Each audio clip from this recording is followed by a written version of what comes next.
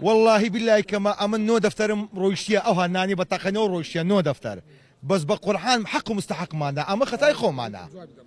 براستي حمو مان مستحق معنا او هاي بنزا دفتر بس شيز دفتر الا لم على زي ما ايرا بنيواني ممنوني بارخو ما نهايتوا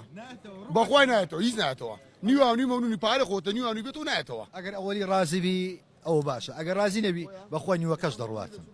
دەی گردنی لێ ئازای گەیەکی دی هەبی بڵێ کە سیارەکەم دێ با قەس دەدەین ئەی کاکە کابرا دێتن قاتڕیباتەچی لەبەرە شخصیات بخواي استني استا براسي قي ببراي نما لو زلفي بخواي سقي نما ام بيش سال لقى اوي لنا مع رزم او برادري استا بيلي مساركم بقرد بديدري والله نيتم وهاي شي سقيني بمداته يعني يخلى اللي لما نديتيا بيش سالشا سقي نما يعني تواو خلكي يقليرا اشترط بە سیارەت بە قەس دەدا ئێستا ڕاتگرتیە بە قەس ناکەم. بلي اري والله بدايا سارم بقصة دا والله استاك قسط نما والله قلقلا قستی مانگانە باشە قلقلا يعني اقنا وشي بيشان نما يا قستی مدەی دەڕوا بيشان نما روش الان كسي قيبه كاس نما يا براستي